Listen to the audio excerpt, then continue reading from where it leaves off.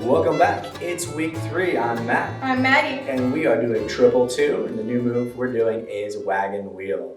Now don't forget, if you want to rewatch any of the items below, we'll have time codes so you can rewatch the lead, the follow, the demo, the key points, the breakdown, all that good stuff. But hey, don't take my word for it, try it out yourself. So let's go ahead and jump into the demo. All right, let's go ahead and demonstrate Wagon Wheel. So we'll start back here in a closed position. And we have triple step, walk, walk, triple step, walk, walk. And now let's do that from the leader's beginning perspective. We'll start over in a closed position. And we have triple step, walk, walk, triple step, walk, walk. All right, let's break this down. We'll start off in the closed position. We're going to go through a basic to an underarm turn right. Like the lasso, we'll bring the follow around, but we will stay facing them and rotate with them clockwise until we get back down our line, and we finish it with an inside left turn. So, all of that means this. Triple step like normal. We lead an underarm turn right. So we lift the hand up and we go walk, walk. Now just like lasso, I keep my hand on the back of the follow, and then I'm going to bring my left hand down. Now we're going to try to kind of face each other a little bit just so that we go, oh hi, I'm dancing with you. That way it doesn't get too much like this because that's tight on the arm, tight on the shoulder. So we have that loose. So we're here. Now we're going to do triple, and we're just going to kind of go around like a wheel around one another. So as the follow triples like they're used to in lasso, the lead now has to follow around too. Or a triple step, and then down the line, triple step. At the end of that step, you're going to see me bring the hand back up and prepare for this inside left turn, which is going to go counterclockwise. Keep the hand on her back for the walk, walk. So my right hand should never leave their back, and that's the nice thing about that is it feels secure because you know where you're at all times, or at least you have a good feeling of where you should be going.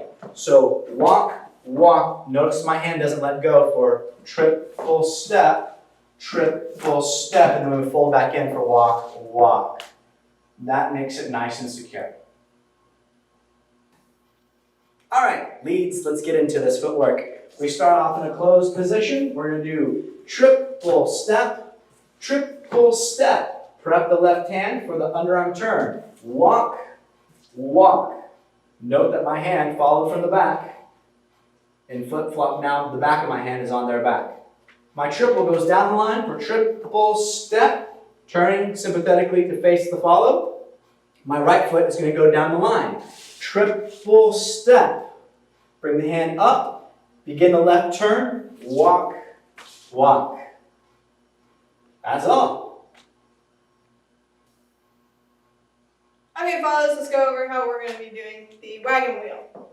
So, we're going to start with our basic as usual. So we have, starting with our weight on our left, going back on our right, we have triple step, and then we have triple step, and that sets us up for a tuck.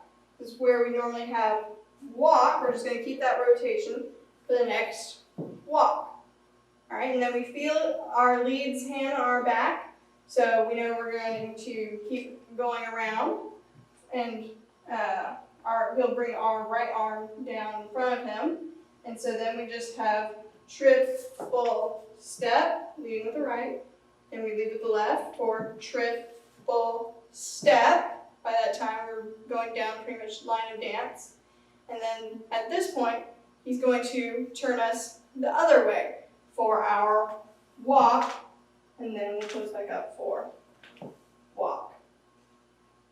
All right, so again, this is triple step, and we have our turn, walk, walk, and we go around, triple step. Now in this walk, walk, make sure that you can even style a little bit, but bring your left arm up a little bit as you come back around. You'll get this a lot with any sort of left turn, and basically keep your elbow as close as you can to your own head so that you're not knocking into your lead's head. So that's pretty important. All right, so for a walk, make sure you keep your arm in, and then you can just lead it or lay it on your lead's shoulder as you go back into your basic or whatever move you're doing next. All right, so that's our footwork. Let's do the key points for this pattern. So with wagon wheel, it's about facing the partner. It's about making sure that this contact is close.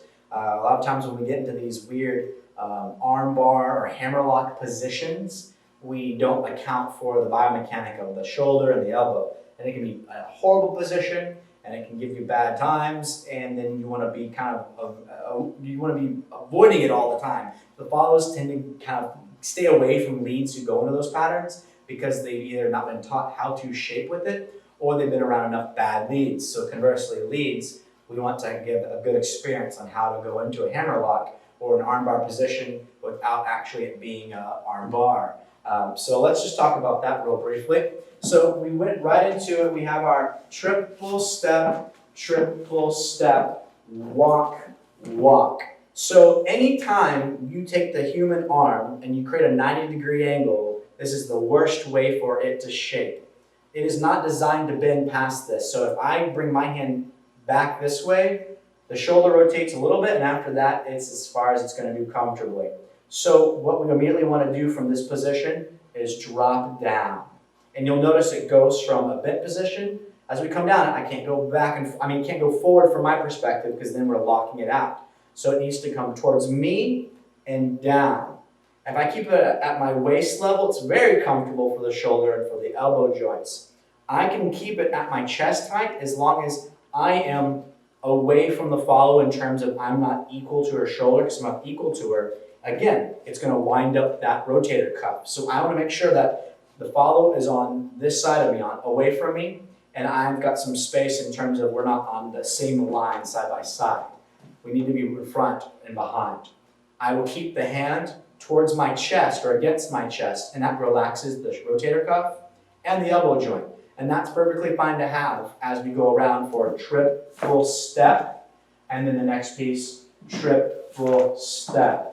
Now, as long as I have this relaxed, it's good. Leads, put all of your leading power into your right hand on their body. Don't use your left hand to be leading them in this wagon wheel, because again, it's going to go right through the elbow into the rotator cuff, and you're going to create all kinds of tense, even torsion. You don't want that here. We need this to stay relaxed. We activate it again when we bring it back up at the end of this triple step. When we land on step, the weight transfer, the momentum is going down the line. We shape inside, and that's when we use that. So we're using this hand, the lead hand, for shaping and rotation, not for powering on this particular pattern. So that's the most important thing when it comes to that connection, is we facilitate the momentum with our right hand on their back. We want this to be comfortable. Now here, note how I don't have a locked elbow. That's great. If we start seeing a locked elbow, shoulder rises. That means it's kinked, and we don't want that. So we want a soft shoulder, and that's a byproduct of a bent elbow that is not passing the rib cage. So that's what we have here.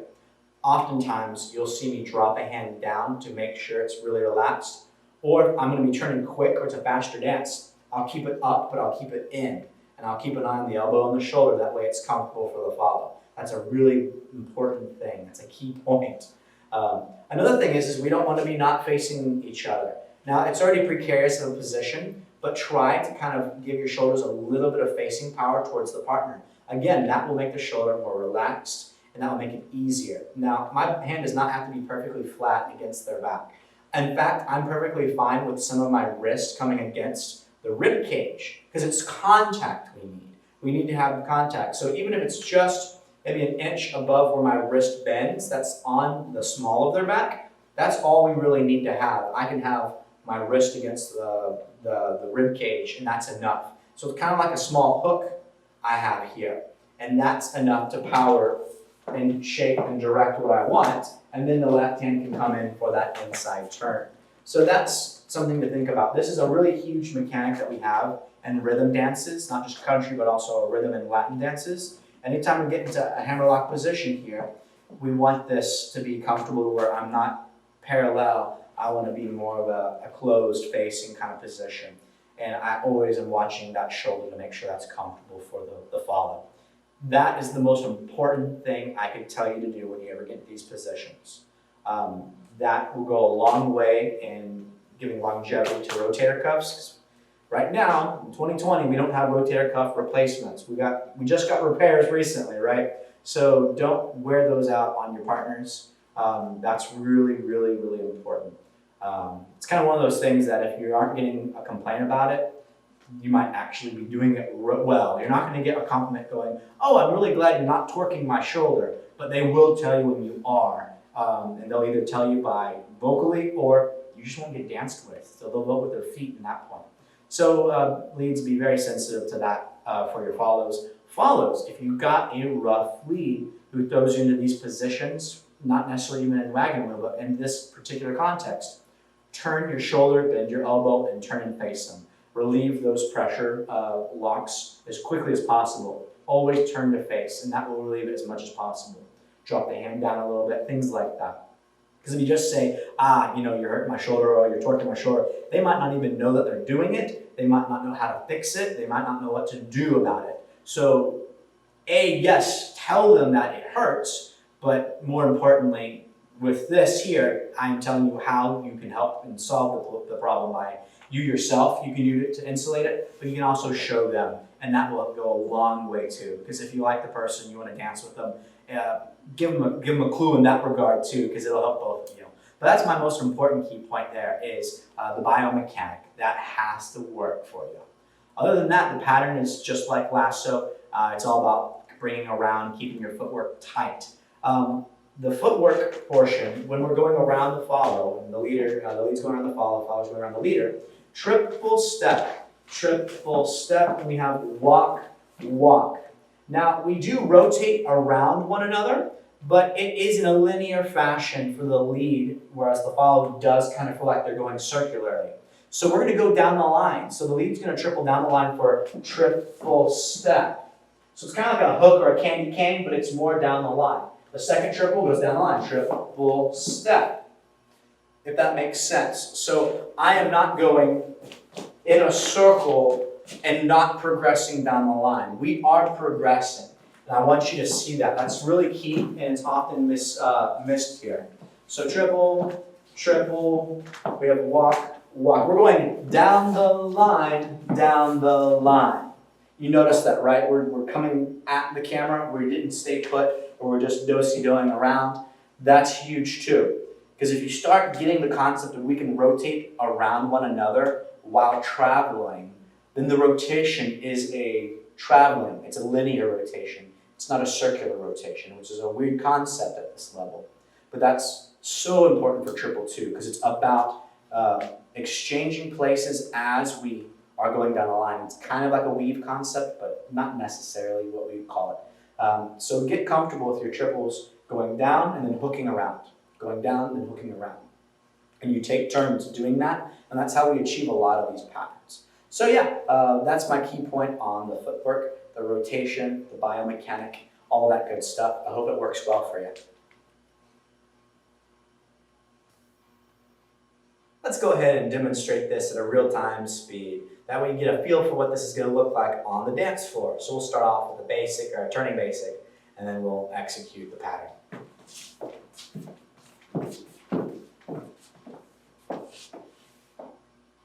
Triple step, walk, walk. Triple step, walk, walk. Triple step, walk, walk. Triple step, walk, walk. Triple step, walk, walk. Triple step, walk, walk. All right, that is us this time. Great job. Continue to play with the shape, the connection, how you're facing, working with keeping that hand on the back. If you have any problems, we're more than happy to help you. Reach out to us, text, email, social media, all that good stuff. But hey, we will see you next time. Bye-bye.